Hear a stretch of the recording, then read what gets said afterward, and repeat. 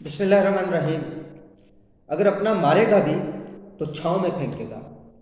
یہ بات عام طور پر ہم سنتے آ رہے ہیں، اور اس کی وجہ سے ہم اپنی زندگی کے بہت سارے فیصلے غلط بھی کرتے ہیں۔ بچیوں کی شادیاں کرتے وقت بہت سارے والدین ایسے ہیں جو اپنے کسی قریبی رشتہ دار کے بیٹے سے صرف اس وجہ سے شادی کرتے ہیں کہ یہ اپنا تو ہے، قریبی تو ہے، چاہے وہ چرسولہ ہو، وہ راشی ہو، وہ آوارہ ہو، لچا لفنگا ہو، کچھ بھی ہو، لیکن وہ کہتے ہیں جی کہ اپنا تو ہے، اور اس کی وجہ سے آپ اپنی بیٹی پہ بھی ظلم کرتے ہیں اور معاشرے پہ بھی ظلم کرتے ہیں۔ اپنا تو ہے، یہ کہاوتیں بنی ہیں جی، اپنا مارے گا تو چھاؤں میں پھینکے گا۔ بھئی جب مار ہی دیا گیا تو اس سے کیا فرق پڑتا ہے کہ کوئی چھاؤں میں پھینکے یا دھوپ میں پھینکے؟ یہ بات میں اس لیے کر رہا ہوں کہ اس بات کو سمجھنا ہوگا کہ رشتے صرف خون کے نہیں ہوتے، بلکہ رشتے انسانیت کے اور احساس کے ہوتے ہیں، اور جہاں پہ احساس اور انسانیت ختم ہو جائے تو پھر وہاں پہ اس طرح کے واقعات ہمارے سامنے آتے ہیں، جس طرح کا واقعہ ڈسکا کے نواحی گاؤں میں ہوا۔ سسرال والوں نے 7 ماہ کی حاملہ بہو کو قتل کر کے اس کے جسم کے ٹکڑے ٹکڑے کر کے 2 بوریوں میں بند کر کے اس کی لاش نہر میں پھینک دی، سر دھڑ سے الگ کر کے اس کو چولہے پہ اس وقت تک چلا دیا گیا جب تک اس کے نقوش گوشت کی بوٹی نہیں بن گئی۔ اس کے بعد سر کو ایسے مقام پر پھینک دیا کہ جہاں سے شناخت نہ ہو سکے، اور یہ سب خاتون کی سگی خالہ اور ساس نے کیا، اپنی سگی خالہ۔ اور پھر دیکھیں کہ کس طرح اس نے مار کے چھاؤں میں پھینکا۔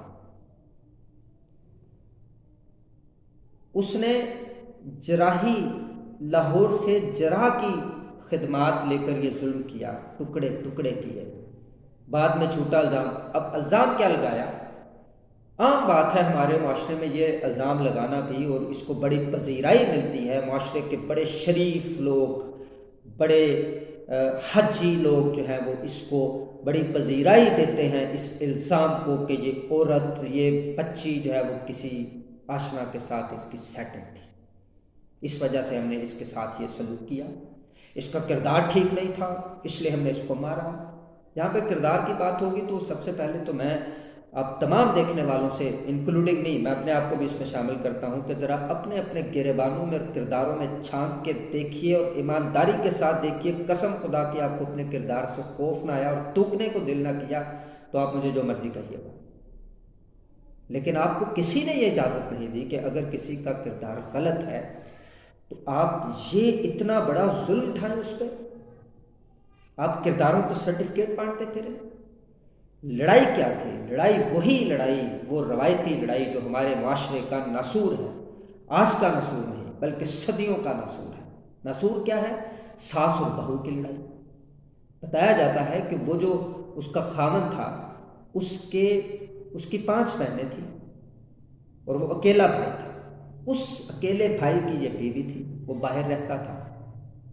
اور وہ اس کو اٹلی بھی وہ ساتھ لے کے گیا، پھر چند ماہ سے وہ یہاں پہ چھوڑ گیا تھا اس کو۔ اب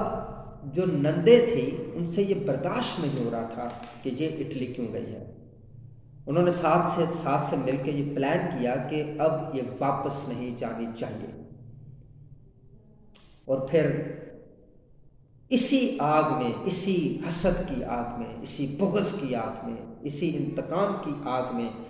ان بڑی پارسا عورتوں نے، کیونکہ ان کا تو کوئی آشنا نہیں تھا نا، ان کا تو کوئی یارانہ نہیں تھا کسی کے ساتھ، انہوں نے اس بچی کو، جس کا 2 سال کا بیٹا بھی تھا، اپنا اس کا بیٹا، اس بچی کو مارا، اس کا سر تن سے جدا کیا، اس کے ٹکڑے ٹکڑے کیے، اس کو جلایا، اس کی بوٹیاں، مطلب بیان کرتے ہوئے روح کانپ رہی ہے، وہ سلوک اس کے ساتھ کیا۔ اور پھر یہ الزام لگایا کہ جی، اور اس کے خاوند کو بھی یہ بتایا کہ یہ کسی اور کے ساتھ سیٹ تھی۔ خواتین و حضرات، یہ جو واقعہ ہوا ہے ڈسکا کے نواحی گاؤں میں، یہ ظلم کی انتہا تو ہے، لیکن لمحہ فکریہ ہے کہ کب تلک ہم اپنی ذاتی اناؤ کو، اپنے انتقام کو، اپنے حسد کو پارسائی کا لبادہ اوڑھ کے دشمنیوں اور ظلم و ستم کرتے ہوئے دشمنیوں کی شکل میں ہم نکالتے رہیں گے؟ کب تک یہ سلسلہ چلے گا؟ انسانیت نام کی کوئی چیز ہے؟ اگر ہم یہاں پہ دیکھیں سارے واقعے میں تو 2-3 باتیں ہماری سمجھ میں آتی ہیں جن کو ہمیں مد نظر رکھنا چاہیے، ہمیں خیال کرنا چاہیے۔ عام طور پر جب بچیوں والے رشتہ کرتے ہیں تو آج کل یہ بڑا ٹرینڈ ہے، وہ ضرور دیکھتے ہیں کہ جی منڈا باہر گیا، بھائی منڈا باہر گیا ہے لیکن وہاں سے ڈالر تو وہ بھیج رہا ہے، پاؤنڈ بھیج رہا ہے، لیکن کیا آپ کی بچی اس طرح سے خوش رہے گی؟ آپ نے وہ شادی اس لڑکے سے کی ہے اس کو نئی زندگی گزارنے کے لیے، یا اس خاندان کے ساتھ کی ہے؟ یا یہاں پہ میں غلط لفظ بولوں گا، اگر خاندان کے ساتھ دی ہے تو خاندان کے ہر فرد کو پھر اجازت دیں آپ کہ جو ایک خاوند اپنی عورت کے ساتھ کر سکتا ہے وہ سارا خاندان اس کے ساتھ کرے۔ یہ عجیب تماشا ہے جی، کوڑی خاندانہ چ جاندی ہے اور لعنت ایسے خاندانی نظام پہ۔ اب بڑا مان کرتے ہیں ہمارے خطے کے لوگ جی ہمارا خاندانی نظام بڑا، میں بطور وکیل میں آپ کو بتا رہا ہوں کہ یقیناً ہمارے خاندانی نظام کی بڑی خوبیاں ہیں، لیکن اس کے ساتھ ساتھ ہمارے خاندانی نظام کے اندر ایسے بھیانک پہلو ہیں کہ جب تک آپ لوگوں نے، ہم نے ان پہلوؤں کو دور کرنے کی کوشش نہ کی اور اپنی سوچ کو ٹریول کرنے کی اجازت نہ دی آگے کی طرف، اس وقت تک اس طرح کے واقعات ہوتے رہیں گے، یہ ظلم و ستم ہوتا رہے گا۔ یہ ہماری جو عادت ہے، ہر معاملے میں ہم پرانے خیالات سے سٹک رہتے ہیں۔ ضروری نہیں کہ ہر آنے والی نئی چیز جو ہے وہ قابل قبول ہو، قابل ستائش ہو، یہ ضروری نہیں ہے، لیکن یہ بھی ضروری نہیں ہے کہ ہر پرانی چیز یا آپ کی پرانی روایت اچھی ہو یا قابل ستائش ہو۔ آپ کو اپنی وزڈم کا استعمال کرنا ہوتا ہے، اس میں کانٹ چھانٹ کرنی ہوتی ہے، اس میں جو ہے وہ چھاننی لگانی ہوتی ہے اور دیکھنا ہوتا ہے کہ کیا صحیح ہے کیا غلط ہے۔ اور یہ خود جو منصف بننے کی جو ہم کوشش کرتے ہیں، اور خود ہم جب وہ سارے کا کون کب کس کو کافر قرار دے دے، سارے کا سارا شہر مسلمان ہوا پھرتا ہے، تو یہ والا معاملہ ہے۔ بہت دکھ ہوا اس سارے معاملے پہ، یہ جو اس بچی کے ساتھ ہوا، اس کی پھر لاش کو باندھا گیا، پتہ نہیں کیا کیا کیا گیا، بیان کرنے سے میں قاصر ہوں۔ حاضرین، لمحہ فکریہ ہے یہ جو ہے نا کہ جی اپنوں میں ہی رشتے کرنے ہیں، اپنا مارے گا تو چھاؤں میں پھر۔ میں یہ نہیں کہتا کہ اپنوں میں رشتے نہ کریں، اپنوں کو ترجیح دینی چاہیے، لیکن بچیوں والوں کو چاہیے کہ جب رشتہ کریں تو خدا کے لیے کم از کم یہ چیزیں دیکھیں، صرف پیسہ نہ دیکھیں، صرف یہ نہ دیکھیں کہ منڈا باہر گیا ہوا، انڈرسٹینڈنگ لیول دیکھیں، حالات و واقعات دیکھیں۔ اور عورتوں سے میں ہاتھ جوڑ کے گزارش کرتا ہوں کہ خدا کے لیے، میں لفظ نہیں استعمال کرنا چاہتا، اپنے مردوں کو نامرد کر دیا ہے آپ کی یہ جو ساس بہو اور نند اور یہ لڑائی جو ہے وہ بس کریں آپ۔ میں این جی او سیکٹرز میں جاتا ہوں، عورتیں بڑی مظلومیت کا رونا روتی ہیں جی بڑی مظلوم ہے بڑی مظلوم ہے۔ جتنے ہی آپ ظالم ہیں